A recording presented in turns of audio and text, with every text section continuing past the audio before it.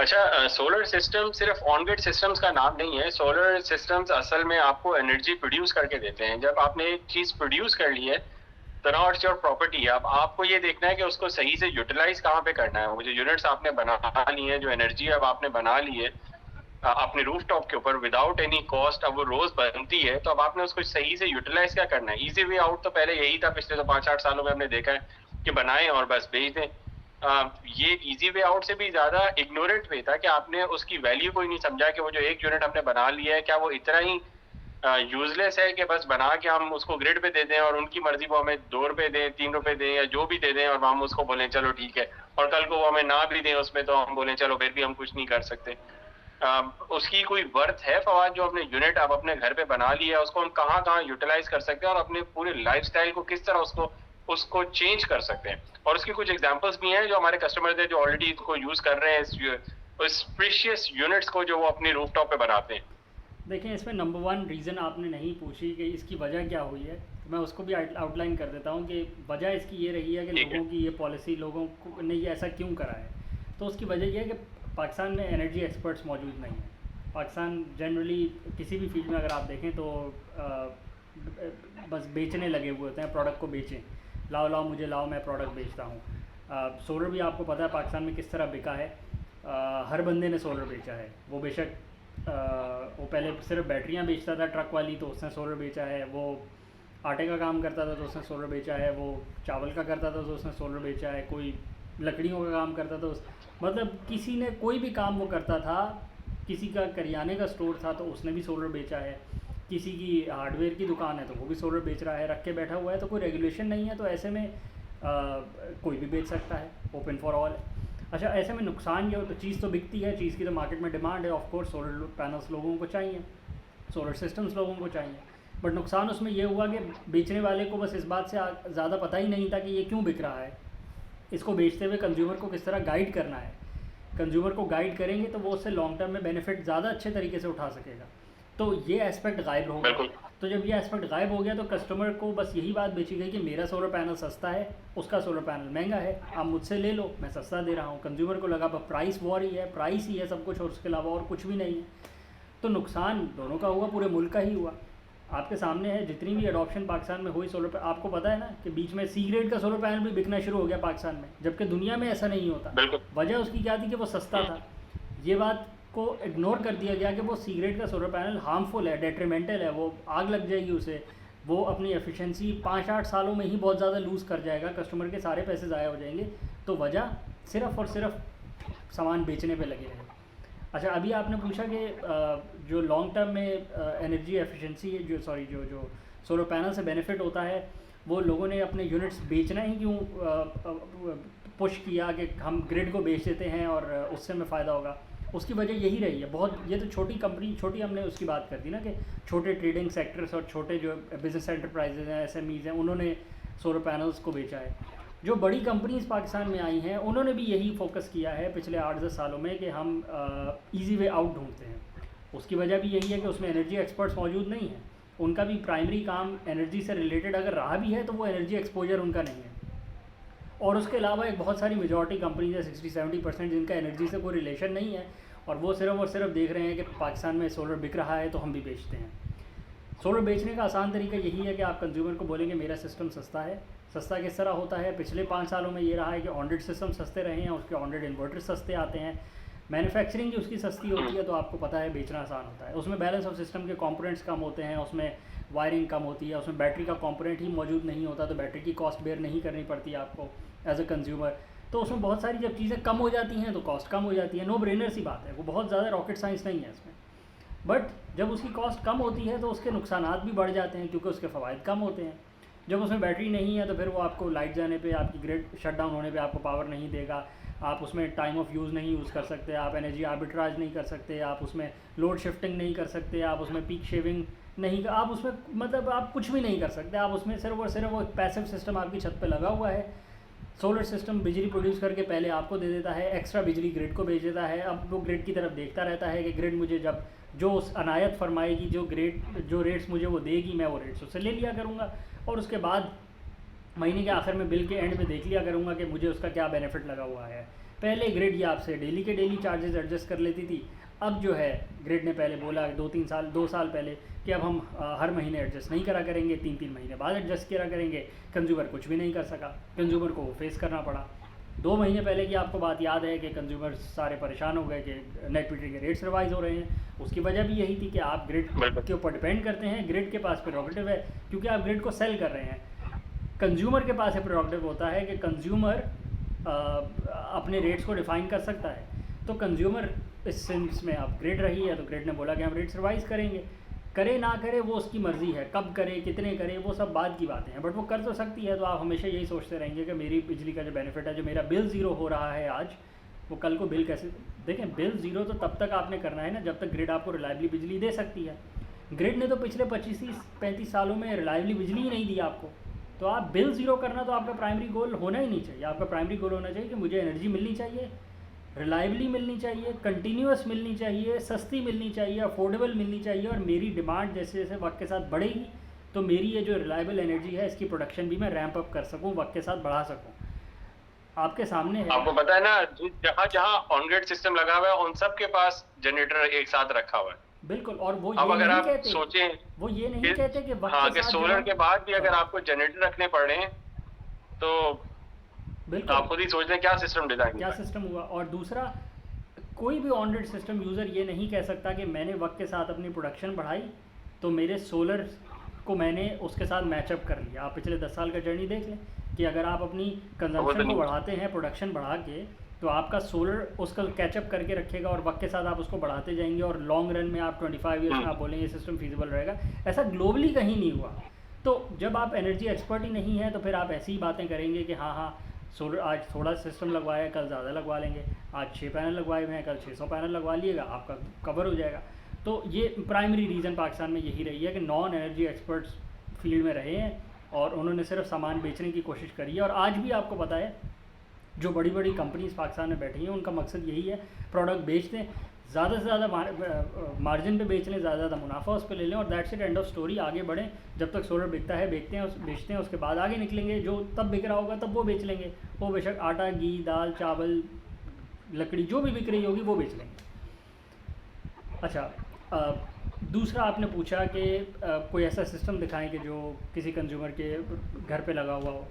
1000 square yards का 1500 square yards का घर है, कनाल में आप डिवाइड कर लें, मेरे ख्याल 3 कनाल बनता है। 30 किलोवाट आवर का हाइब्रिड सिस्टम है, 30 किलोवाट आवर्स का without net metering. No net metering, grid को 1 यूनिट बिजली नहीं जाती, ग्रिड से बिजली अगर आनी हो तो आ जाए, जाएगी नहीं, वजह बेचने की ज़रूरत ही नहीं है। 30 किलोवाट आवर का ही बैटरी बैंक है और 30 किलोवाट आवर का इन्वर्टर है और 30 किलोवाट आवर के सोलर पैनल्स है। को बहुत ज़्यादा लंबा चौड़ा सिस्टम नहीं है कि आप बोलें 500 किलोवाट के सोलर पैनल हो, 200 किलोवाट आवर की बैटरी हो और कंप्लीट बिल्टअप है। ऐसा भी नहीं है कि पुराना घर, ब्रांड न्यू घर, मतलब आप बोल सकते हैं पिछले 5 सालों की कंस्ट्रक्शन है with all the amenities, electric gate, electric fencing, swimming pool, बाकी जो अप्लाइंसेस, लिफ्ट फॉर 3 फ्लोर हैं, basement plus ground plus 1 plus second floor नहीं है।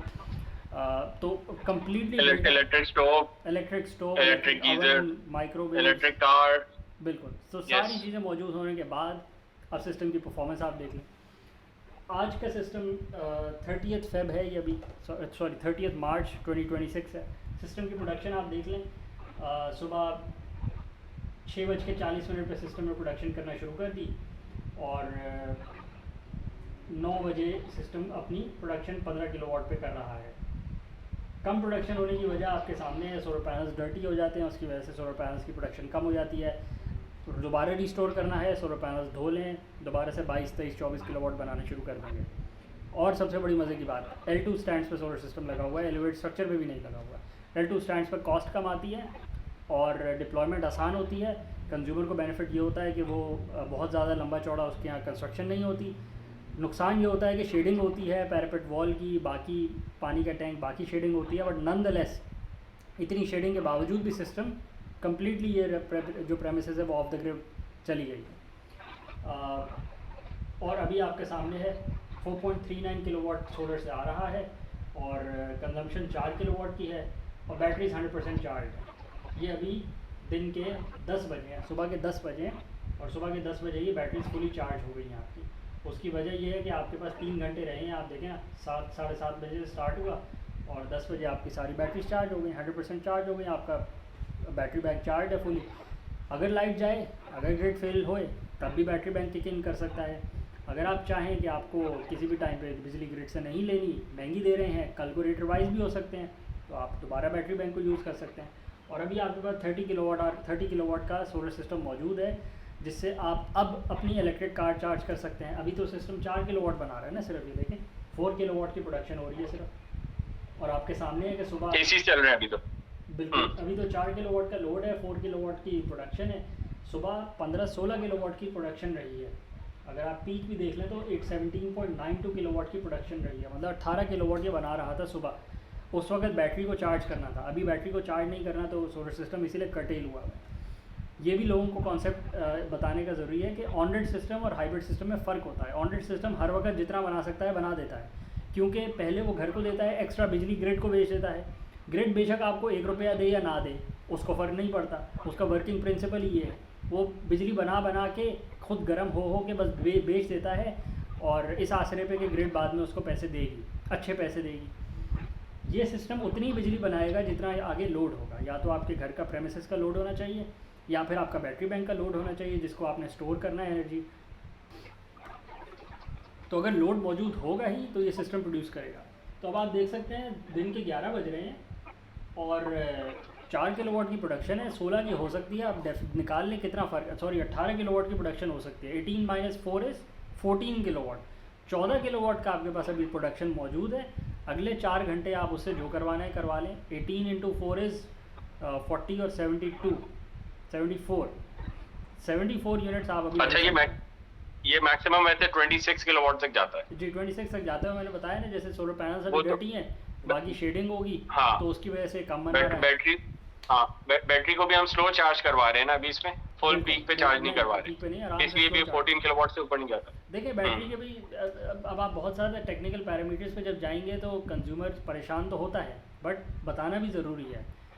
ये बोल देना कि बैटरी को 1 घंटे में चार्ज करवा लें, बहुत सारे कंज्यूमर्स हमें भी कहते हैं कि बैटरी को फास्ट चार्ज करवा लें, तो आप क्यों बैटरी को हीट अप करेंगे in the long run. Battery को जितना हीट अप करेंगे उतनी उसकी डिग्रेडेशन होगी, क्योंकि बैटरी थर्मल टेम्परेचर पे उसकी लाइफ बहुत डिपेंड करती है।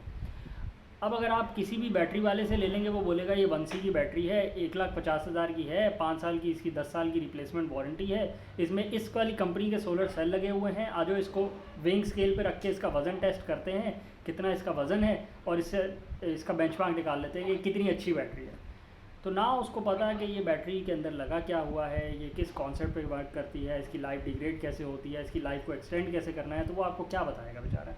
तो कंज्यूमर को भी ख्याल करना चाहिए कि एनर्जी एक्सपर्ट के पास जाए, ताकि वो उसको सही से गाइड कर सके, और फिर वो सिस्टम डिज़ाइन हो और फिर वो एग्जीक्यूट हो, ताकि इन द लॉन्ग रन उसका बेनिफिट रहे, कंज्यूमर का बेनिफिट रहे।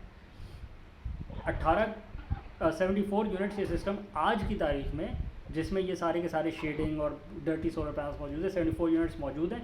अब आप इससे अपनी इलेक्ट्रिक गाड़ी चार्ज कर लें, आप बैटरी बैंक और बढ़ा लें, आप अपनी बैटरी बैंक में और एनर्जी स्टोर कर लें, आप इलेक्ट्रिक स्टोव चला लें, आप अपना इलेक्ट्रिक हीटर चला लें, पानी का जो गीज़र है आपका वो चला लें, या आप कोई भी और एक्टिविटी कर लें, कोई भी और काम कर लें, आपके पास 74 यूनिट्स मौजूद हैं। और अगर आप नहीं भी करते तो कोई आप पे बर्डन नहीं है, कोई आपने फिक्स कैपेसिटी चार्जेस किसी को नहीं दे रहे कि मेरे पास ग्रिड मौजूद है तो ग्रिड के इंटरकनेक्शन चार्जेस क्या आएंगे। ये कोई अजूबा कॉन्सेप्ट नहीं है। कैलिफोर्निया में भी ग्रिड के इंटरकनेक्शन चार्जेस पे वर्क हो रहा है और वो सोच रहे हैं। ऑस्ट्रेलिया में भी ये वर्क हो रहा है कि ग्रिड के जो इंटरकनेक्शन चार्जेस हैं हम बोल लें सोलर कंज्यूमर से, कि सोलर कंज्यूमर अब क्योंकि वो प्रोज्यूमर बन गया है, वो बिजली प्रोड्यूस भी करता है, दिन में भी वो प्रोड्यूस करता है, एक्सेस प्रोड्यूस कर देता है, ग्रिड को डिस्टेबलाइज कर देता है। डक कर्व जो है उसमें वो अपना हिस्सा डाल रहा होता है कि दिन में ज़्यादा प्रोड्यूसर हो गए हैं और कंज्यूमर कम हो गए हैं, तो हम ऐसे सोलर कंज्यूमर से फ़िक्स चार्जेस लेना शुरू कर देते हैं इंटरकनेक्शन के। $50 पे सोच रही है ऑस्ट्रेलियन गवर्नमेंट कि हम $50 लेते हैं पर मंथ, क्योंकि ग्रिड के ये इन कंज्यूमर के पास बिजली का मीटर मौजूद है, ये यूज़ कम करते हैं, बेचते ज़्यादा हैं। तो ये कोई अनोखा कॉन्सेप्ट नहीं है, ये ग्लोबली पूरे दुनिया में इसी तरह की बातें हो रही हैं, क्योंकि ग्रिड परेशान है कि हम क्या करें। तो अब आप बजाय इसके कि आप ग्रिड की तरफ सोचना शुरू करें, आप अपनी तरफ सोचें एज अ कंज्यूमर। आप सोचें कि आपको क्या करना चाहिए ताकि आप अपने इंटरेस्ट को प्रोटेक्ट कर सकें। जैसे ग्रिड सोच रही है कि वो अपने इंटरेस्ट को कैसे प्रोटेक्ट करे, बजाय इसके कि एज अ कंज्यूमर आप उनको बोलें कि आप ये करें या ना करें, क्योंकि उन्होंने तो अपनी सोचनी है, आप अपना सोचें। आप अपना हाइब्रिड सिस्टम लगवाएं। अगर आपका पहले ऑन ग्रिड लगा हुआ है और आपको फील हो रहा है कि आपके मार्जिन्स में कमी आ गई है, आपकी जो बिल्स हैं वो दोबारा से रीसर्फेस होना शुरू हो गए हैं, आपकी एनर्जी प्रोडक्शन में कमी आ गई है, आपकी एनर्जी एफिशिएंसी में कमी आ गई है, आपको दिख रहा है कि एनर्जी सिक्योरिटी आपकी दोबारा से जेपरडाइज हो रही है, आपकी बिजली गायब हो जाती है, तो भी आपको जेनसेट चलाने पड़ते हैं जैसे आपने पहले डिफ़ाइन करा। तकरीबन हर ऑन ग्रिड यूज़र के पास ऑन ग्रिड सिस्टम जिसने सोलर का लगवाया हुआ उसके पास डीजल जेनसेट मौजूद है। तो फिर फ़ायदा क्या हुआ अगर आपने ऐसा सोलर सिस्टम लगवाया कि जिसमें वो आपको बिजली दे ही नहीं सकता जब आपको ग्रिड गायब हो जाए। तो फिर आप इंडिपेंडेंट तो ना हुई ना, ये तो इंडिपेंडेंस के अगेंस्ट हो गया। You are not independent of energy. बिल्कुल, ये आपने एक छोटा यू आर सा अगेन सिस्टम लगवाया रिलाइंग है ऑन कि द ग्रिड। जिसके थ्रू आपने अपना बिल ज़ीरो कर लिया है। ये आपने एक स्टेप बिल्कुल। आप कह सकते हैं स्टेप 0.5 कि आप 4 कदम आगे जा सकते थे बट आपने आधा ही कदम लिया, और आप उसकी वजह हमने पहले डिफाइन कर दिया। आपको बताने वाले ही नहीं थे, आपको गाइड करने वाला ही जो था वो उस फील्ड का एक्सपर्ट ही नहीं था, वो तो माल बेचने वाला था। उसको आप तेल दे देंगे वो तेल बेच देगा, उसको आप कुछ भी दे देंगे वो बेच देगा, तो वो तो बेचने आया था, माल बेच के चला गया। तो अच्छा फवाद, यही सिस्टम जो लगा हुआ है कि रात को तकरीबन 2 से 3 बजे तक बैटरीज पे होता है, उसके बाद ये इलेक्ट्रिक पे चले जाता है क्योंकि इनके एसी जो है वो 24/7 चल रहे होते हैं। तो अभी भी जो 4 किलोवाट का लोड है अगर आप ग्राफ में देखेंगे तो पूरी रात मगरिब तक तो ये सोलर पे होते हैं, उसके बाद ये बैटरी बैकअप ऑटोमेटिकली स्विच कर जाते हैं और रात को तकरीबन 2, ढाई, 3 बजे तक ये सोलर बैटरीज पे होते हैं। उसके बाद ये 3 घंटे के लिए सिर्फ उस पे जाते हैं के इलेक्ट्रिक पे। वो भी अब इनका नेक्स्ट प्लान यही है कि ये आने वाले दिनों में 2 से 3 बैटरीज इनको और चाहिए होंगी तो ये टोटली ऑफ द ग्रिड चले जाएंगे। It's a very reliable system, और जो जनरेटर्स पड़े हैं वो भी दे आर थिंकिंग कि इसको सेल ऑफ कर दें, उसको उठाएं वहाँ से, उनकी मेंटेनेंस कॉस्ट और उसको देखते हुए। क्योंकि पुरानी एनर्जी कंपनीज जो पाकिस्तान में ऑपरेट करती रही हैं वो इसी प्रिंसिपल पे तो उन्होंने ऑपरेट किया है कि जनरेटर एक दफ़ा बेचेंगे, उसके बाद इसके मंथली आवर्स काउंट करेंगे और उसके बाद इसके ऑपरेशन में मेंटेनेंस चार्ज किया करेंगे। तो हर उस बंदे ने जिसने 25, 30, 35 kVA का जेनसेट डीजल लिया हुआ है उसको पता है कि उसकी मेंटेनेंस और ऑपरेशंस की एक कॉस्ट होती है, फिक्स कॉस्ट है, 40, 50, 60 हज़ार देने पड़ते हैं, और उसका ऑयल चेंज होता है और उसकी बाकी चीज़ें चेंज होती हैं। आप चलाएं या ना चलाएं, आप यूज़ करें या ना करें, तो फिक्स कॉस्ट है, आपने अपने पर पाली हुई है और आप उसको बेयर कर रहे हैं फॉर नो रीज़न व्हाट्सोएवर। क्योंकि और उस जेनसेट की लाइफ भी अगर आप देखेंगे तो 10 ईयर्स नहीं है। जब उस प्रोडक्ट की लाइफ 10 ईयर्स नहीं है तो फिर उसकी मेंटेनेंस भी उसकी हर 2 महीने बाद आ जाती है। और अगर आप उसको आज कंपेयर करें बैटरीज के साथ, जो कि currently leading technology energy storage के अंदर फॉर अ डिसेंट्रलाइज सिस्टम, कि जिसमें आप अपनी घर की छत पे एज एंड यूज़र, इतना सा घर है आपका 500 गज 5000 गज जो भी है, बट इतना सही घर है ना, और उसकी सोलर रिक्वायरमेंट क्या है 10 किलोवाट, 20 किलोवाट, 30 किलोवाट, 40 किलोवाट ज़्यादा से ज़्यादा। तो इसके अंदर भी आपके पास एक बैटरी एनर्जी स्टोरेज सिस्टम आपको मिल रहा है जिसकी लाइफ ज़्यादा है, वारंटीज 10 ईयर्स की मिल रही हैं।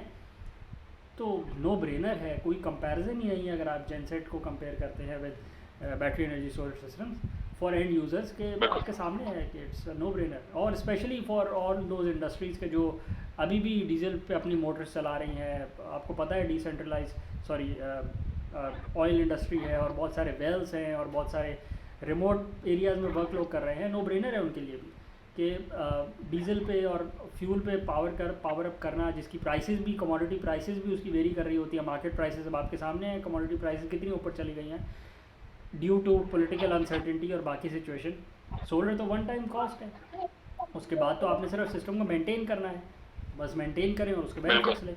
और जैसे जैसे फिर आपको मौका मिलता है कि आप अपनी प्रोडक्शन बढ़ाते हैं, अपने प्रॉफिट्स को बढ़ा रहे होते हैं, तो फिर आप अपनी सोलर जनरेशन को भी बढ़ा सकते हैं। अभी इधर तो ये हालात हैं कि प्रोडक्शन बढ़ नहीं सकती क्योंकि जो कॉस्ट है वो बढ़ती जा रही है एनर्जी की, तो प्रोडक्शन कम होती जा रही है। तो अब ग्रिड सोच रही है कि इनके ऊपर फिक्स कॉस्ट लगा दें क्योंकि ये तो हमसे ख़रीद ही कम रहे हैं। तो बिल्कुल एक उल्टी तरफ सिनेरियो चल पड़ा है और उस कंज्यूमर को भी फ़ायदा नहीं हो रहा कि जिसने ऑन ग्रिड सिस्टम लगवाया हुआ है। फ़ायदा सिर्फ उसे ही हो रहा है कि जिसका इंडिपेंडेंट सिस्टम था, जिसका मतलब है कि जिसके पास एट द वेरी लीस्ट एक बैटरी तो थी ना, कि वो अपना ऑफ द ग्रिड रहा है।